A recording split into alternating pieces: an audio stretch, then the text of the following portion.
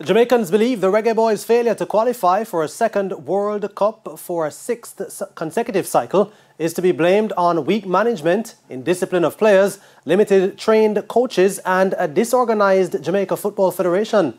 This according to the latest RGR Gleaner Don Anderson poll.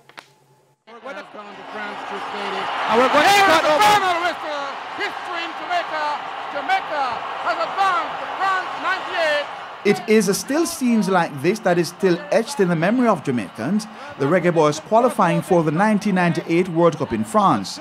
24 years later, Jamaicans are still yearning for a repeat, but had to satisfy for more heartbreak. The Reggae Boys missed out on this year's World Cup, their sixth since gracing the world stage. In the latest Don Anderson poll, the question of why the Reggae Boys failed to qualify for this year's World Cup was put to 1,113 Jamaicans, 18 years and over. 38%, said they didn't have a strong enough management team. 34% spoke to the indiscipline of the players.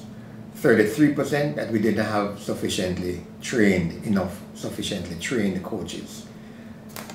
33% spoke of the level of disorganization with the football leadership. The JFF was not organized and too corrupt. These are the words of the people that we interviewed. According to Orville Powell, the CEO of Montego Bay United, the JFF has missed out on billions of dollars by not qualifying for Qatar. He, however, thinks the nation's early exit can work towards the next qualifier.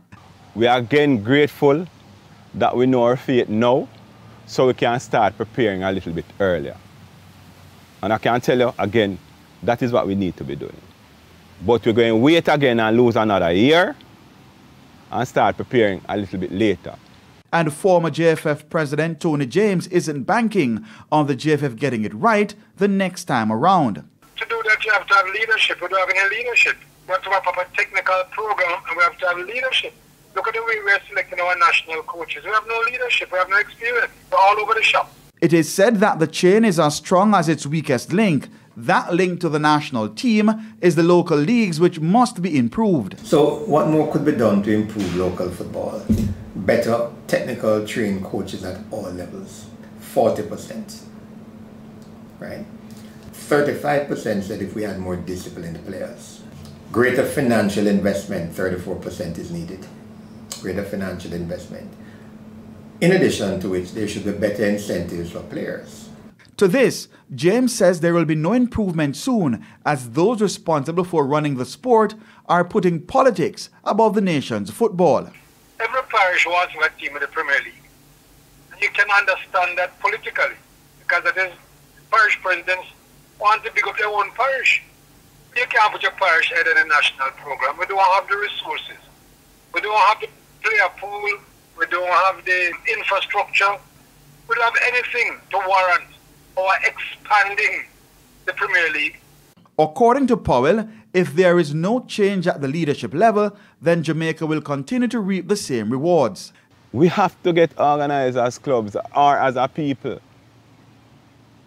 and do not continue to elect the same people and expect to get change. In the last World Cup qualifying campaign, Javon Watson and Richard King were the only local players to see action before the Reggae Boys were eliminated against Costa Rica at the National Stadium. Keon Reina reporting for TVJ Sports. And coach of the Reggae Boys team in Austria, Meron Gordon, says he's encouraged by what he has seen from the team as they get set to face Morocco in a friendly international on Tuesday.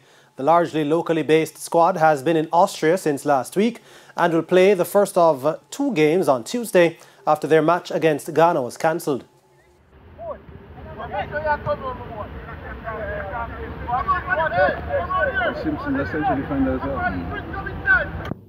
You see, watching international football and actually playing it is 2 different things. It's a different pace, different level, organizational structure.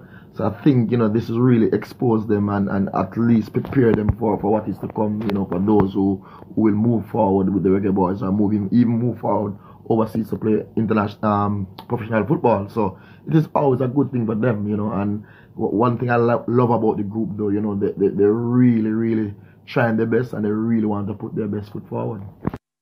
In the meantime, with most players in their off-season, Gordon believes the fitness of the squad will be tested. I think I want to use the term fair, in fair condition. I think, as you know, the fitness is not where you want him to be to play an international game, but, we kind of, stop concentrate on that and see how best we can move forward with the team. Tactically, we can approach the game, being that, we are not as 100% fit as possible. But the boys are doing well. They work really hard in Jamaica for I think it was about 8 days, and, since they've been here, they've been working as well.